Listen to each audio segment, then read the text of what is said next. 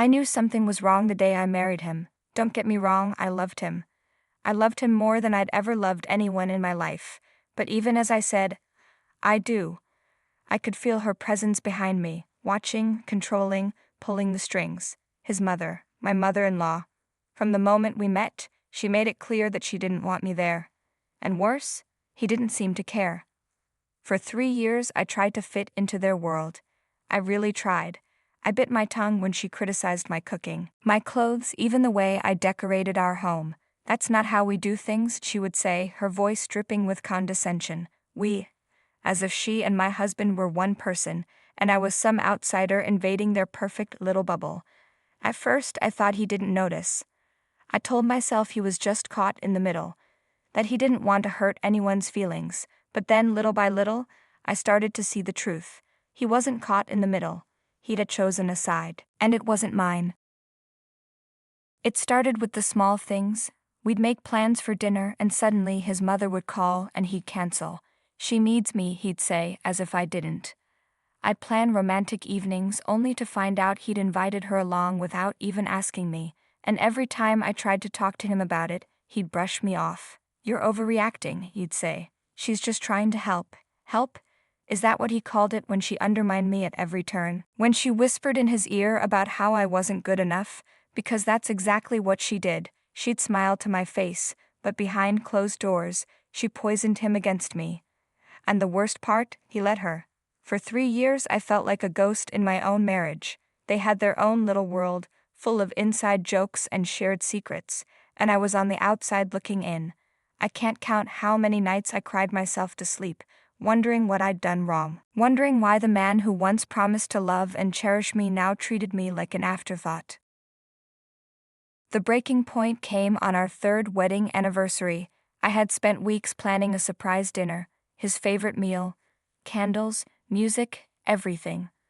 I wanted to remind him of the love we once had, but when he walked through the door that night, he wasn't alone. She was with him. I thought we could all celebrate together, he said, as if it was the most natural thing in the world.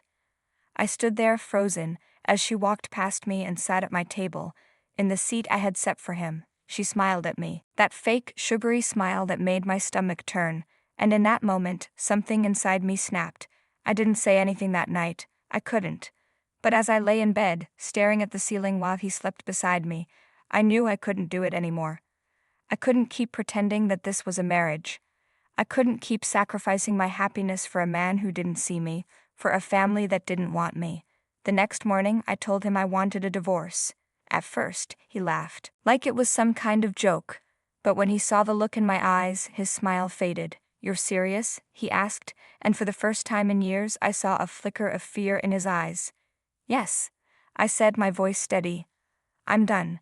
He tried to argue, of course. He said I was being dramatic, that we could work things out, but I had heard it all before. Empty promises, meaningless apologies, and I wasn't going to fall for it again. His mother wasn't as calm. When she found out, she showed up at my door, furious. How dare you do this to him? She hissed, as if I was the villain in this story. He needs you. No, I said, staring her down. He needs you. He's always needed you. And maybe that's the problem. She didn't have an answer for that. She just glared at me, her face red with anger, before storming out. And as I watched her leave, I felt something I hadn't felt in years. Relief. The weeks that followed were a whirlwind of paperwork, arguments, and more tears than I care to admit. But through it all, I felt a weight lifting off my shoulders. For the first time in years, I was putting myself first. I was reclaiming my life, piece by piece. He tried to win me back, of course. He promised he'd change, that he'd set boundaries with his mother, that things would be different. But I knew better. I had given him 3 years to make me a priority, and he had failed. I wasn't going to give him a 4th. The day the divorce was finalized, I felt a strange mix of sadness and freedom. I had loved him once deeply, but love isn't enough when it's one-sided, and I knew I deserved better. As for him and his mother, I heard they're still as close as ever. And honestly, they can have each other, because I've built a new life now, one where I'm surrounded by people who actually care about me, a life where I'm seen, heard, and valued. Looking back, I don't regret a thing. Walking away was the hardest thing I've ever done, but it was also the best. because sometimes you have to let go of what's breaking you to make room for what will heal you. And that's exactly what I did. Leaving the marriage wasn't the end of my story. If anything, it was just the beginning. I thought the hardest part would be walking away, but I underestimated what came after. The guilt, the loneliness, the constant questioning of my decision. It all hit me like a storm I wasn't ready for. There were nights I lay awake, staring at the empty side of the bed, wondering if I'd made a mistake. Memories of the good times would sneak up on me, whispering doubts into my mind. Maybe I overreacted. Maybe I could have tried harder, but then I'd remember all the times I cried alone.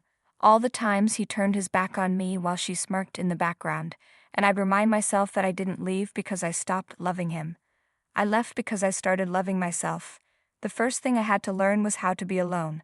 For years, my life had revolved around him, his needs, his schedule, his family.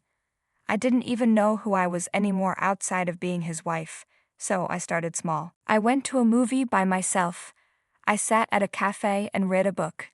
At first, it felt strange, almost sad, but slowly I began to find comfort in my own company. I started doing things I'd forgotten I loved: painting, hiking, dancing around the living room to music that made my soul feel alive. I wasn't just filling the silence. I was rediscovering the parts of myself I'd buried to keep the peace in that marriage, and with every step, I felt a little stronger. But just as I started to heal, he came back into my life uninvited. One evening, as I returned home, I found him waiting on my doorstep. He looked different, tired, unshaven, almost desperate. I didn't know what to expect, but his first words left me speechless. "I made a mistake," he said. "I need you back." My heart pounded, a mix of anger and something I couldn't quite name. He wasn't supposed to do this. He was supposed to move on, just like I was trying to. But there he was, looking at me like I was the answer to all his problems. Like the last 3 years hadn't happened. "You need me?" I asked, my voice colder than I expected. "What about her? What about all the times you chose her over me?" He flinched, but he didn't deny it. Instead, he started rambling about how he'd realized his mistakes, how he wanted to make things right. And for a moment, a tiny, broken part of me wanted to believe him. But then I remembered all the nights I begged him to choose me, and how he never did. "No," I said finally, "you don't need me. You need someone who will let you walk all over them." And I'm not that person anymore. After that, he tried to contact me a few more times, but I ignored him. I blocked his number, stopped answering the door when he came by. He didn't deserve my time, my energy, or my forgiveness, and as painful as it was to let go of the man I once loved, I knew it was the only way to truly move forward.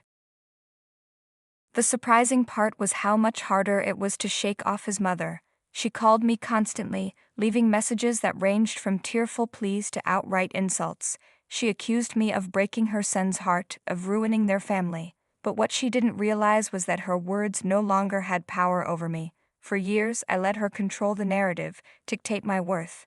But now her opinions meant nothing.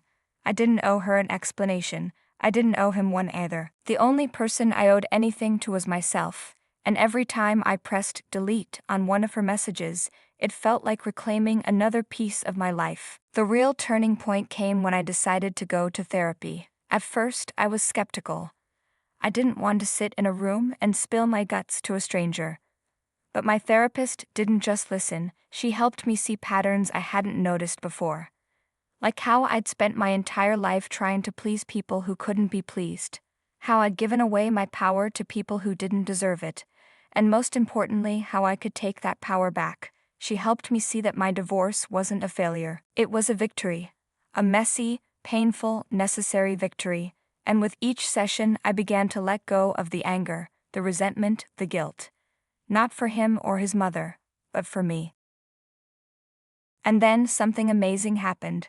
I started to attract people who truly cared about me, friends who lifted me up instead of tearing me down, opportunities that made me feel alive and fulfilled. I even started dating again, not because I needed someone, but because I wanted to share my happiness with someone who deserved it. The first few dates were awkward, of course. It had been years since I'd been on the market, and I wasn't sure I remembered how to do it.